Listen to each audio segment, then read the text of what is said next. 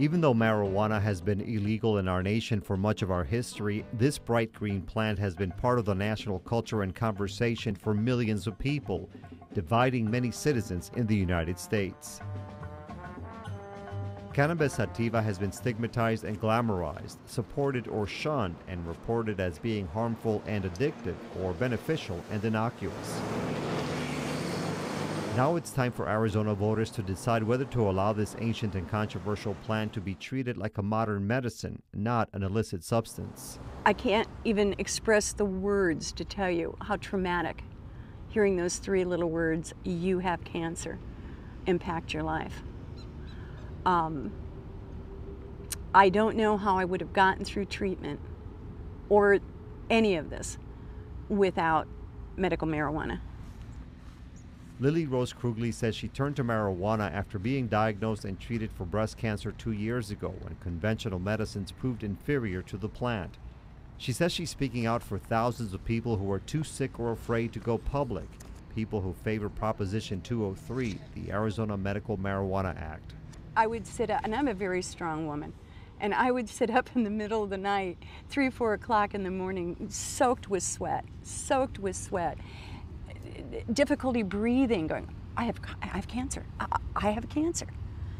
Now, you can take an anti-anxiety medicine, you can take tranquilizers. I opt to try this, and it worked for me. It calmed me. Is that your stack right there that you've got? On the couch? Yeah. John Gettle and Mary McKenzie are members of Arizona for Normal, the national organization for the reform of marijuana laws.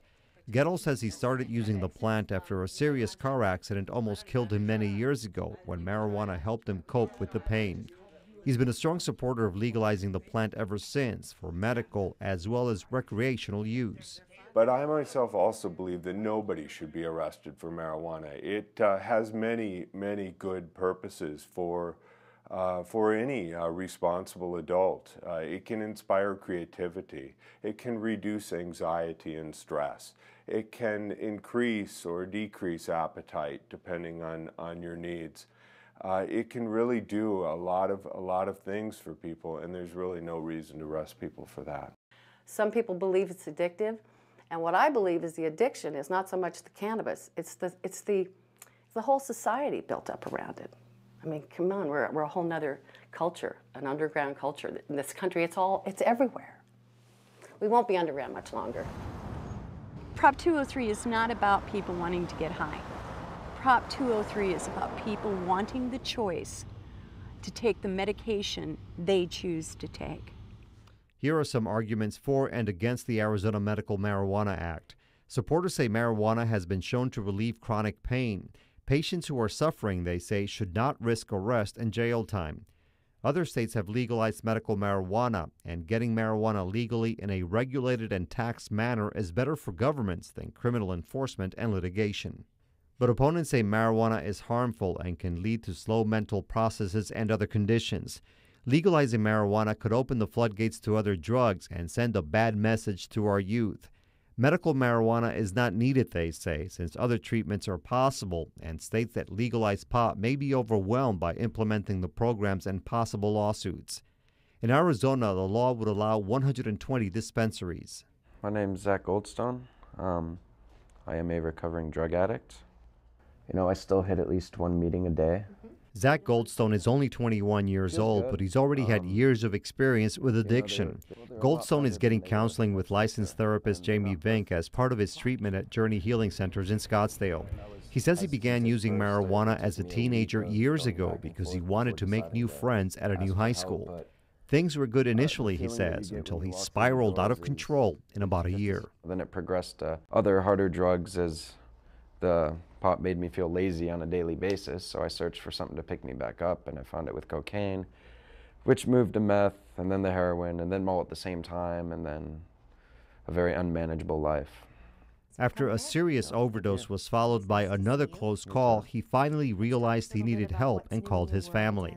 He stayed at a Journey Healing Center facility full-time with other clients, receiving therapy, treatment, and support. Now he's living on his own and working while he continues to concentrate on staying drug-free. Pretty much, if you want to get clean or sober, what are you willing to do to remain clean and sober? I believe professionally that marijuana is the gateway drug. 80% of our clients, marijuana is part of the story. In my belief, marijuana okays the drug culture. It introduces an alternate coping mechanism. So if one is stressed, if one wants to fit in, if one wants to kick back, then to reach for a joint, to become part of that story often begins with marijuana. Lisa Lannon is the co-founder of Journey Healing Centers, one of only a few official and vocal opponents of Prop 203.